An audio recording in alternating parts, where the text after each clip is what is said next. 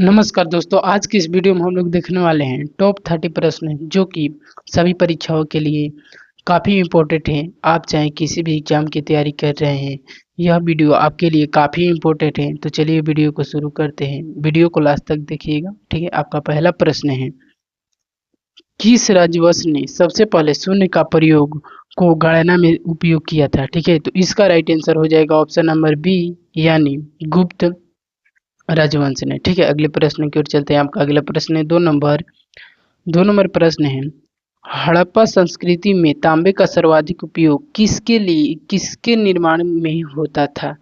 ठीक है, तो इसका राइट आंसर हो जाएगा ऑप्शन नंबर बी, यानी औजार बनाने में। ठीक है, अगले प्रश्न की ओर चलते हैं। आपका अगला प्रश्न है 3 नंबर प्रश्न है, भारतीय संविधान का कौन सा अनुच्छेद आपातकाल की घोषणा से संबंधित है?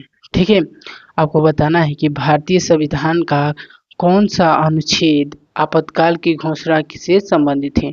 ठीक है, तो इसका राइट आंसर हो जाएगा ऑप्शन नंबर ए, यानी अनुच्छेद 352 हो जाएगा। ठीक है, अगले प्रश्न की ओर चलते हैं। आपका अगला प्रश्न है 4 नंबर प्रश्न, किस वेद में सबसे पहले कृषि का उल्लेख मिलता है? ठीक है, तो इसका राइट आंसर हो जाएगा ऑप्शन नंबर डी, यानी अथर्ववेद में। ठीक है, अथर्ववेद में। ठीक है, अगले प्रश्न की ओर चलते हैं। आपका अगला प्रश्न है 5 नंबर प्रश्न है, गोलमेज सम्मेलन में गांधी जी ने पहली बार भाग कब लिया? ठीक है, तो इसका राइट आंसर आपको बताना है कि गोलमेज सम्मेलन हुआ था, तो उसमें गांधी जी ने पहली पहली बार भाग कब लिए थे? ठीक है, तो इसका राइट आंसर हो जाएगा ऑप्शन नंबर बी, यानी दूसरा सम्मेलन में। ठीक है, अगले प्रश्न की ओर चलते हैं। आपका अगला प्रश्न है 6 नंबर प्रश्न है, निम्नलिखित में से किसे कंप्यूटर का पिता कहा जाता है? ठीक है, कंप्यूटर का पिता किसे कहा जाता है? ठीक है, तो इसका राइट आंसर हो जाएगा ऑप्शन नंबर बी, यानी चार्ल्स बेबेज। ठीक है, अगले प्रश्न की ओर चलते हैं। आपका अगला प्रश्न है 7 नंबर, किस ग्रह का एक दिन पृथ्वी के एक वर्ष के बराबर होता है? ठीक है, तो इसका राइट आंसर हो जाएगा ऑप्शन नंबर ए, यानी वीनस। ठीक है, अगले प्रश्न की ओर चलते हैं। आपका अगला प्रश्न है 8 नंबर 8 नंबर प्रश्न है, निम्नलिखित में से किस राजपूत वंश ने सबसे अधिक समय तक शासन किया? ठीक है, इसको ऑप्शन को भी देख लेते हैं। ठीक है, हाँ, तो इसका राइट आंसर हो जाएगा ऑप्शन नंबर ए, यानी प्रतिहार। ठीक है, प्रतिहार राजपूत वंश ने सबसे अधिक शासन किया है। ठीक है, राजपूत वंशों में। ठीक है, आपका 9 नंबर प्रश्न है, भारत के किस राज्य की सीमा चीन, नेपाल और भूटान के तीनों तीनों से मिलती है? ठीक है, आपको बताना है कि कौन ऐसा राज्य है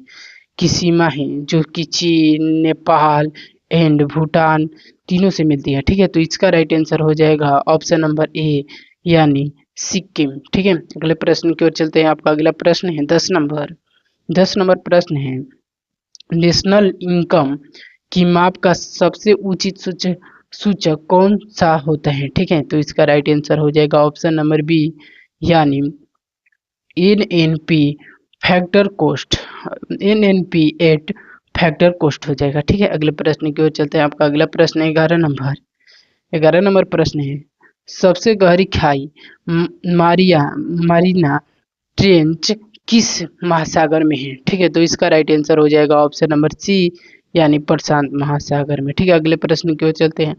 आपका अगला प्रश्न है 12 नंबर प्रश्न है, प्रसिद्ध अजंता की गुफाएं किस काल से संबंधित है? ठीक है, तो इसका राइट आंसर हो जाएगा ऑप्शन नंबर सी, यानी सतवाहन काल से। ठीक है, अगले प्रश्न की ओर चलते हैं। आपका अगला प्रश्न है 13 नंबर, ब्लू वाटर पॉलिसी किस किसने प्रस्तुत की थी? ठीक है, तो इसका राइट आंसर हो जाएगा ऑप्शन नंबर बी, यानी फ्रांसिको डी अल्मीडा। ठीक है, फ्रांसिको डी अल्मीडा। ठीक है, अगले प्रश्न की ओर चलते हैं। आपका अगला प्रश्न है 14 नंबर, भारतीय रासायनिक उद्योग का जनक किसे कहा जाता है? ठीक है, तो इसका राइट आंसर हो जाएगा ऑप्शन नंबर ए, यानी पीसी रेको। ठीक है, पीसी रेको। अगले प्रश्न की ओर चलते हैं। आपका अगला प्रश्न 15 नंबर, किस संविधान संशोधन के द्वारा निजी संपत्ति को मूल अधिकारों से हटाया गया?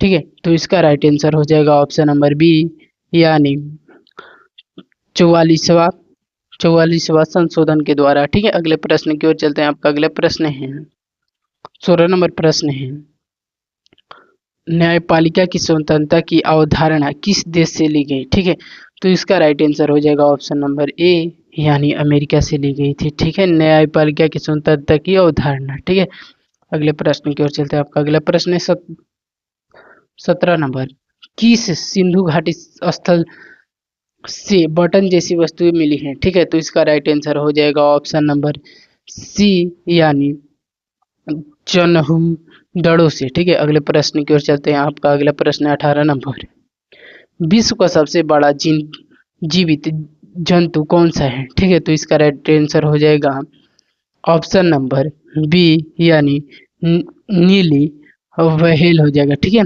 व्हेल हो जाएगा। अगले प्रश्न की ओर चलते हैं। आपका अगला प्रश्न है 19 नंबर, राजा राममोहन राय ने किस किस पर समाचार पत्र का प्रकाशन प्रारंभ किया था? ठीक है, तो चलिए इसके ऑप्शन को देख लेते हैं।